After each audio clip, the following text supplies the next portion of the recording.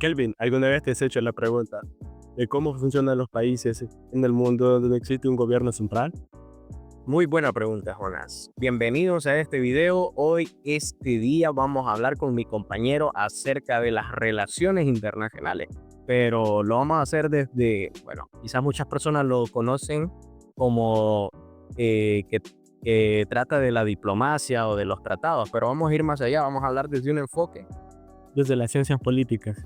Muy bien, mi nombre es Kelvin Domínguez, sí. Yo soy Jonás Quintanilla y les invito a que se queden en este podcast porque vamos a abordar conceptos claves, vamos a abordar ejemplos que han incidido en las relaciones internacionales.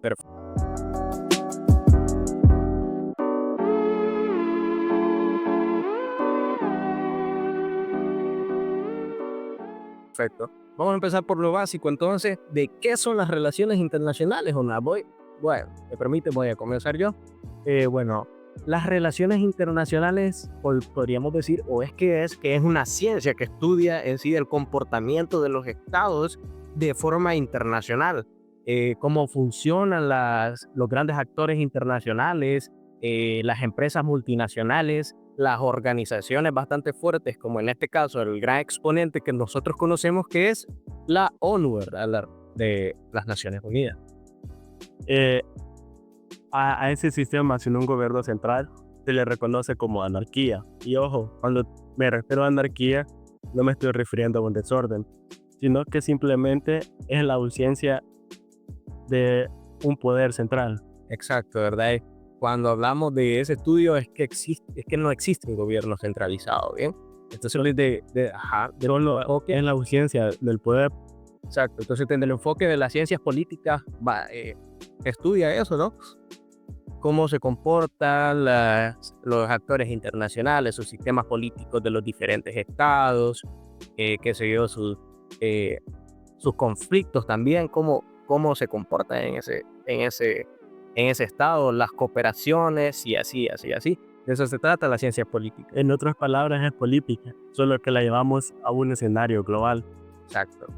Bueno, empecemos entonces. Bueno, vamos a seguir con una breve historia de las relaciones, Jonás. Dice aquí que el pensamiento internacional tiene raíces muy antiguas. Por ejemplo, los Túcides con la guerra del Peloponeso ya analizaba el poder. No sé si recuerda que Hobbes y Maquiavelo también reflexionaban sobre cómo funciona el orden sobre la autoridad. Y en 1919, después de la Primera Guerra Mundial,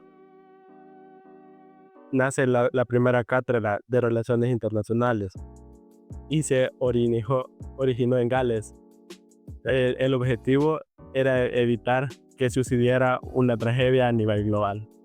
Desde entonces fue que se considera las ciencias políticas como una disciplina, ¿verdad?, de estudio de forma internacional. Eh, y estos debates han marcado como los que conocemos ahora, el realismo versus el constructivismo, todos esos temas, ¿verdad?, que se llevan a cabo dentro de la ciencia política. como el realismo versus el idealismo. El idealismo, perdón en eso. Bien, entonces, vamos a hablemos de los conceptos claves. Existen muchos conceptos claves. En este caso, para entender la ciencia necesitamos en sí palabras clave. En primer lugar, la soberanía, ¿verdad? ¿Qué es lo que conocemos nosotros como soberanía, Jonás? Es la autoridad suprema que existe dentro de un estado. Esa es la soberanía. Muchas personas opinan sobre eso, sobre que si la soberanía de un estado puede terminar o no. Sí, esto es un tema bastante interesante que incluso podríamos desarrollarlo en un video. También el poder, Jonás, es esa capacidad, ¿verdad?, que es de influir sobre otros. Lo que nosotros conocemos, o quizás ustedes que nos ven, han escuchado como el famoso hard power o el soft power, que en sí el hard power es el poder militar, ¿verdad?, la coacción en sí, que se usa de diferentes formas, para defenderse, para reprimir, así, y también el soft power, ¿verdad?, que esa es la guerra diplomática que nosotros conocemos, o la cultural, Sí. También, sí. Otro concepto clave es la seguridad global, que al final todos están armados, pero nadie está seguro. Sí, también, bueno, los intereses nacionales, que cada estado considera prioritario como seguridad, desarrollo o prestigio, ¿verdad? ¿Qué estado no quiere un desarrollo bastante fuerte, ¿verdad? Como para darle bastante comodidad a la ciudad, ¿sí? Entonces también está el equilibrio de poder, cuando la fuerza se distribuye de tal forma que ningún país domina a otro. Este concepto clave es muy interesante.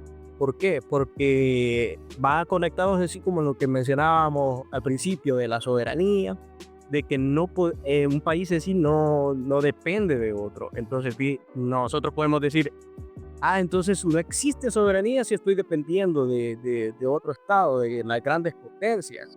¿Qué es lo que sucede con los estados subdesarrollados en América Latina en general, ¿verdad? La mayoría de estados.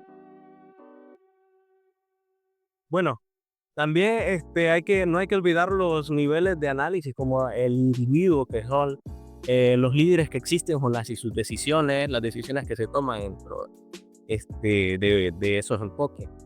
El Estado, los sistemas políticos, existen variabilidad, que todo esto, las ciencias políticas sí es una encargada bastante fuerte de estudiar esto, la economía de los estados y también la ideología que existe de diferentes estados, porque en general,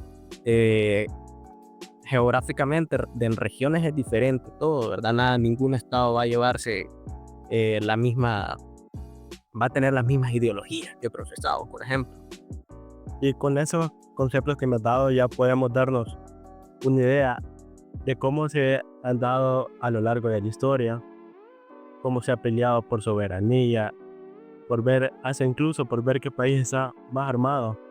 Sí, eso a lo largo de la historia, como tú mencionabas, son grandes eventos que por estos temas se han llevado a cabo. Por ver qué país está más seguro, volviendo al dilema de seguridad, si vos estás más seguro, si vos te armás, yo voy a interpretar eso como que me estás amenazando, aunque no me hayas hecho eso. Y al final, yo pienso que todos los países están armados, pero nadie está 100% seguro. Eso es bastante interesante, ¿verdad? Porque, vaya, si nosotros nos podemos a pensar de que podríamos decir, entonces este estado es más débil en sí porque no tiene esas grandes arsenales que tienen las grandes potencias y todo eso, ¿verdad? Claro que cualquier estado quisiera tenerlo, ¿verdad? Pero no todos pueden, ¿verdad? ¿Por qué?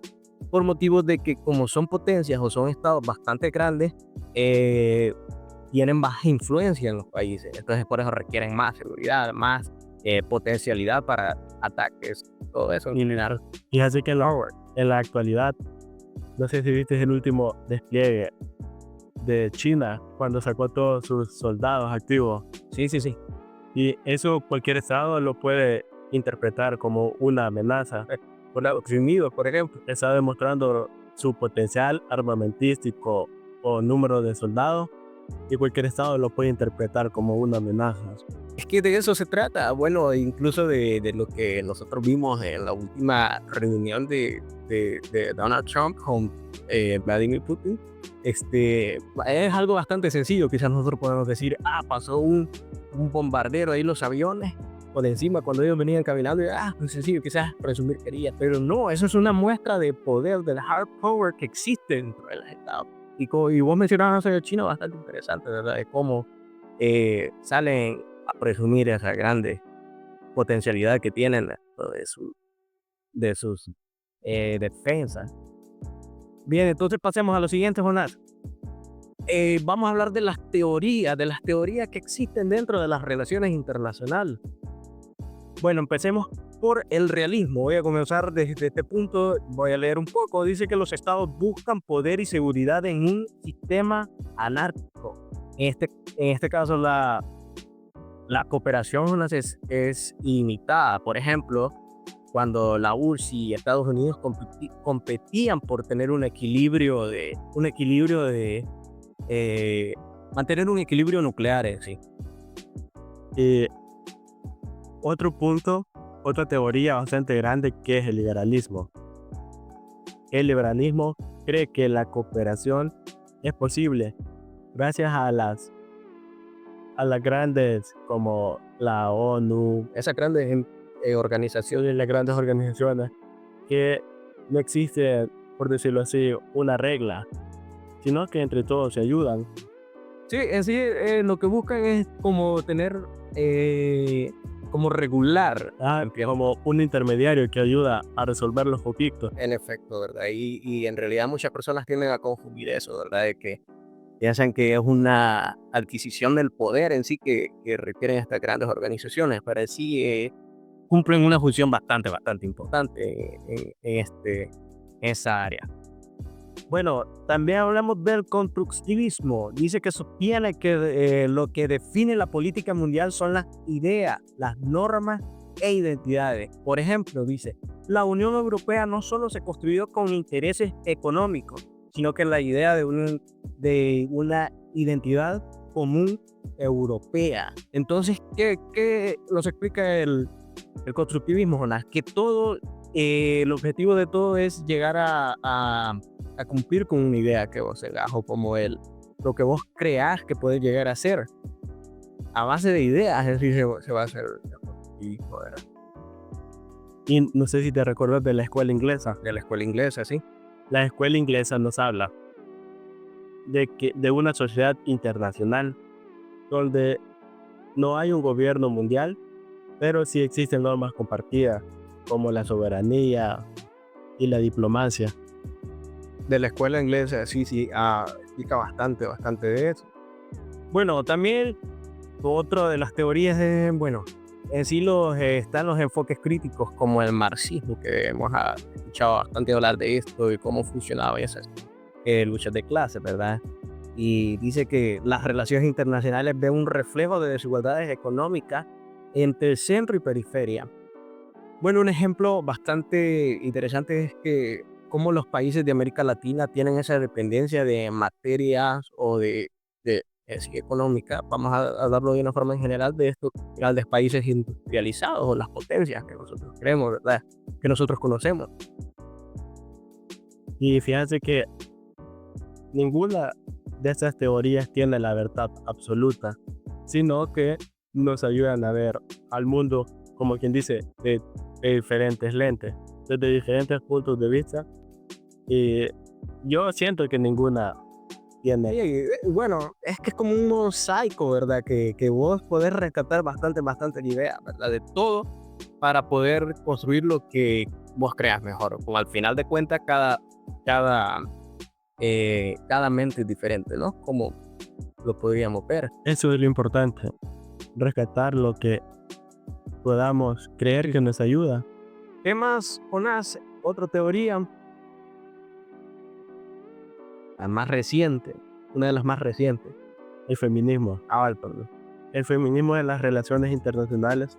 Bueno, actualmente vemos que las mujeres están teniendo un gran auge. Sí.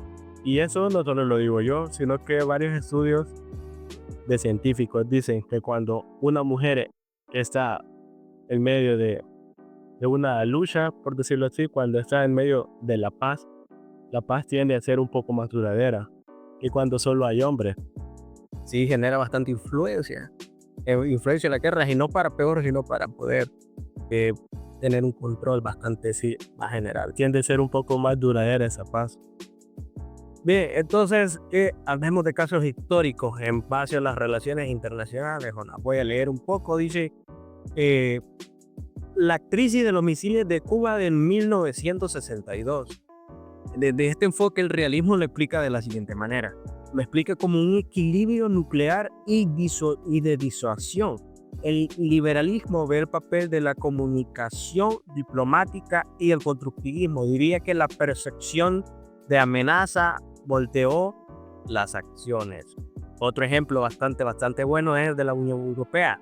El liberalismo lo explica como cooperación por interés, el constructivismo como construcción de una identidad común y el realismo como una estrategia de equilibrio frente a otras potencias. Es lo que hablábamos anteriormente, Jonas, de cómo las diferentes teorías sí llevan a cabo un papel dentro de los campos históricos, ¿verdad? En este caso, en las relaciones internacionales. Y no sé si has escuchado mencionar el Acuerdo de París. El Acuerdo de París. Fíjate que el Acuerdo de París, bueno, el liberalismo lo interpreta como una cooperación internacional y el marxismo señala una desigualdad en el norte-sur, en responsabilidades, y el constructivismo lo ve como normas de protección ambiental que van ganando fuerza. Bien. Hablemos de otro tema, hablemos de un tema reciente, un tema que pega bastante golpe de forma de noticia, ¿verdad? Hablemos de la agenda contemporánea, Jonás. Bueno, hoy las relaciones internacionales buscan estudiar bastante diferentes temas, ya no solo los que mencionaban, sino que ahora ya incluyen temas de ciberseguridad, de inteligencia artificial, de crisis climática y así. Y pues, bueno, en este caso, lo más reciente que nosotros vimos, las pandemias también, todo eso. Fíjate que con eso puedo concluir yo que son diferentes retos, que la política internacional no solo se centra en la guerra, sino que ya puedo entender que se centra en problemas globales, donde un solo país no lo puede controlar. Por ejemplo, lo más reciente, que fue hace 5 años, pero pensamos que fue como ayer, el COVID, que un país por sí solo no lo pudo detener, pero en cambio, al unirse varios países, sí lo pudieron detener. Sí, bueno, y para esto, ¿qué se necesita, Jonás? Es que es necesaria, ¿verdad? El campo internacional. La ayuda de las grandes organizaciones, ¿verdad? Que están dispuestas para esto, para poder controlarla. Los problemas que existen, sé que fallan, sé que, bueno, no son perfectas, ¿verdad? Pero en sí, ellas lo que buscan es tener un bien general de todos los estados. Y todo eso es política. No solo son las guerras, sino que todas esas cosas que para nosotros parecen ser pequeñas, Son políticas. todo eso es política internacional. Exacto. Bueno, entonces que vamos a ir concluyendo ahorita, entonces ya para dar por finalizado lo que llevamos a cabo este día, ¿verdad? Este tema bastante bonito, ¿verdad? Aprendimos de que las relaciones internacionales no solo son pocos temas de los que quizás nosotros creíamos, sino que también busca estudiar estas, desde las ciencias políticas, busca estudiar cómo interactúan los actores en un sistema de autoridad global. Y pues bueno, esto sería todo.